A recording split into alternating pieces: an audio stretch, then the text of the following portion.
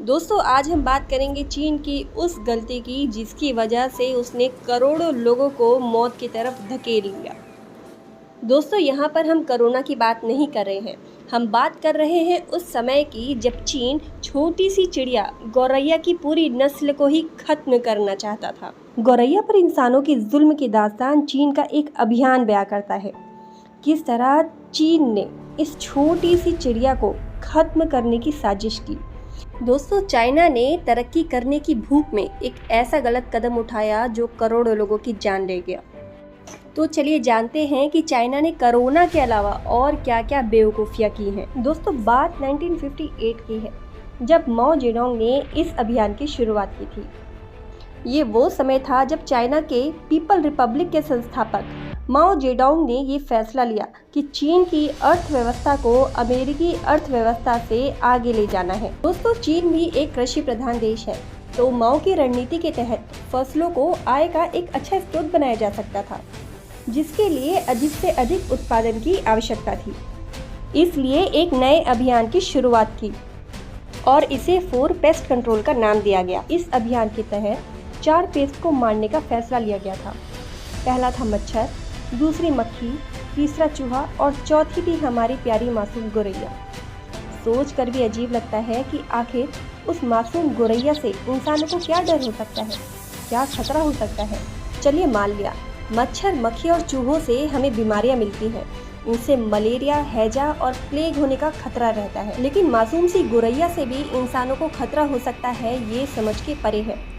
आपको बता दें कि चीनी वैज्ञानिकों व गणितज्ञों ने गणना की कि गौरैया प्रत्येक वर्ष 4.5 किलोग्राम अनाज खा जाती है और फलों को भी नुकसान पहुंचाती है। दोस्तों गौरैया को माओ जेडोंग ने ये कहकर मारने का फरमान सुना दिया कि वो लोगों का अनाज खा जाती है। उन्होंने कहा कि गौरैया किसानों की मेहनत को बेकार कर देती है और सारा अनाज खा जाती है। मच्छर, मक्खी और चूहे तो नुकसान करने के आदी थे, इसलिए वो अपने आप को छुपाने में भी माहिर थे, लेकिन हमारी प्यारी सी गौरैया तो इंसानों के नज़दीक रहने की ही आदी थी।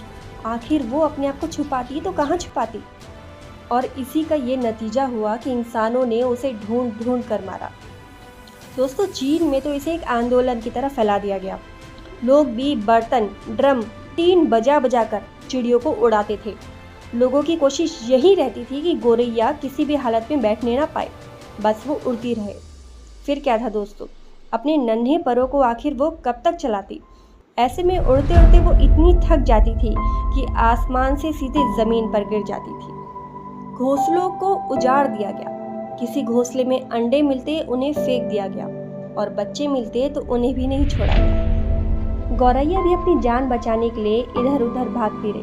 बहुत सारी गौरैया झुंड बनाकर पोलैंड के दूतावास में जा चुकी। गौरैया को मारने के लिए दूतावास में घुसते जा रहे लोगों को वहां के अधिकारियों ने रोक दिया। उन्होंने पूरे दूतावास को चारों तरफ से घेर लिया और इतना ड्रम बजाया कि गौरैया का वो छोटा सा झुंड भी उस शोर से नहीं बच पाया। जो इंसान उस वक्त जितनी अधिक गौरैया का कत्ल करता, उसे उतना ही बड़ा इनाम भी मिलता। स्कूल कॉलेज में होने वाले आयोजनों में गौरैया का कत्ल करने वालों को मेडल दिया जाता था। जो जितनी अधिक गौरैया मारता था, उसे उतनी ही अधिक तालियों से नवाजा जाता था। जाहिर सी बात है, लोगों में इस अभियान को इस तरह से फैलाया गया कि लोगों को गौरैया का कत्ल करने में थोड़ी सी भी हिचकिचाहट नहीं हुई। दोस्तों महज 2 सालों के बाद ही यानी 1960 के आते आते लोगों को इसका बेहद खौफनाक अंजाम भुगतना पड़ा। गौरैया के मर जाने का नतीजा ये हुआ कि धान की पैदावार बढ़ने के बजाय घटने लगी। इससे एक समस्या और बढ़ गई, वो थी भयंकर पर्यावरण असंतुलन की। दरअसल गौरैया सिर्फ अनाज नहीं खाती थी, बल्कि उन कीड़ों को भी खा जाती थी जो अनाज की पैदावार को खराब करने का काम करते थे। लेकिन अब बहुत देर हो चुकी थी। टिड्डे और दूसरे कीड़ों की आबादी दिन पर दिन बढ़ती जा रही थी। दोस्तों इन तरह के कीड़ों पर कई तरह की दवाइयों का भी इस्तेमाल किया गया, लेकिन पैदावार बढ़ने की बजाय घटती ही चली जा रही थी। दोस्तों आगे चलकर इसने एक अकाल का रूप धारण किया, जिस वजह से करीब 2.5 करोड़ लोग चीन में भूख से मारे गए। लेकिन अब माओ को ये समझने में बहुत देर हो चुकी थी कि उससे बहुत बड़ी भूल हुई है। उसने तुरंत गौरैया को मारने का ये अभियान रुकवा दिया। दोस्तों, माओ जेडोंग को अपनी भूल समझने में बहुत देर हो गई थी, लेकिन हमें तो ये पता है कि गौरैया हमारी परिस्थितियों के लिए कितनी अहम है। गौरैया के ना होने से कितना नुकसान हो सकता है। चीन का अकाल इसका प्रत्यक्ष प्रमाण है। गौरैया को मारे नहीं, ना ही भगाएं। ये चिड़िया इंसानों के सबसे करीब रहती है और जरा सोच के देखिए, आखिर एक गौरैया आपका कितना अनाज खा जाएगी।